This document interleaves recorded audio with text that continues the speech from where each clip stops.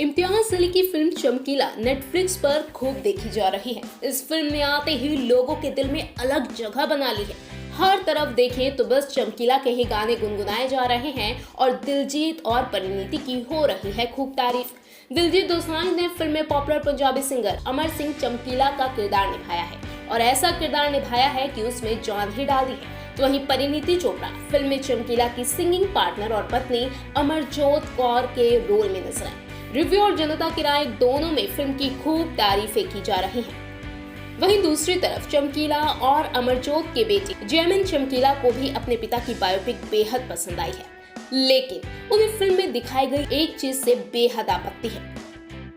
दरअसल जैमिन चमकीला ने बताया कि दिलजीत का काम उन्हें बेहद पसंद आया। उन्होंने कहा कि दिलजीत भाई जी ने बहुत बढ़िया काम किया है और जैसे उनकी चमकीला की रियल लाइफ इमेज थी वो बिल्कुल वैसे ही लग रहे थे। उन्होंने कहा कि चमकीला में अमरजोत यानी जैमिन की मां के पेरेंट्स को इस तरह दिखाया गया कि उनकी नजर अपनी बेटी की कमाई पर बहुत रहती थी। फिल्म में एक सीन में जिसमें चमकीला अमरजोत की डेड बॉडी घर में रखी है और अमरजोत के पेरेंट्स अंदर के कमरे में जाकर दोनों सिंगर्स की कमाई पैसे वगैरह समेट रहे हैं। जैमिन ने कहा कि उन्हें कहानी में ये चीज दिखाना पसंद नहीं आई। उन्होंने कहा कि ऐसा तो नहीं था जैसे उन्होंने दिखाया है। अगर ऐसी कोई बात होती तो मुझे पता ही होता। मुझे तो पाला ही उन लोगों ने है। मेरे जितने भी हक हैं मुझे उन लोगों ने ही दिलाए हैं। तो ये थोड़ा मुझे लगा कि उन्होंने गलत दिखाया है। बता दें कि कुछ दिन पहले एक इंटरव्यू में जैमिन ने कहा था कि मेकर्स की तरफ से चमकीला के परिवार को रॉयल्टी के तौर पर किसी तरह की कोई पेमेंट नहीं दी गई थी।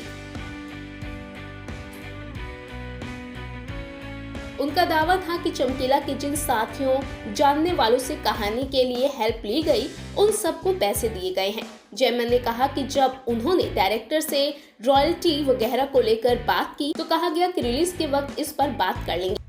लेकिन अब जो फिल्म रिलीज हो चुकी है तो क्या मेकर्स ने रॉयल्टी की कोई पेशकश की है?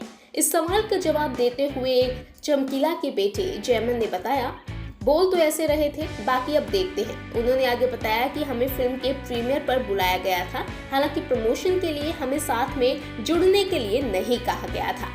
जैमिन ने बताया कि 11 अप्रैल को चमकीला की स्क्रीनिंग के इवेंट पर उनकी मुलाकात दिलजीत से हुई। जैमिन ने कहा उनसे मुलाकात हुई 5-7 मिनट की। वो मिले और उन्होंने कहा कि भाई साहब, एक वो दिन था और एक आज का दिन है।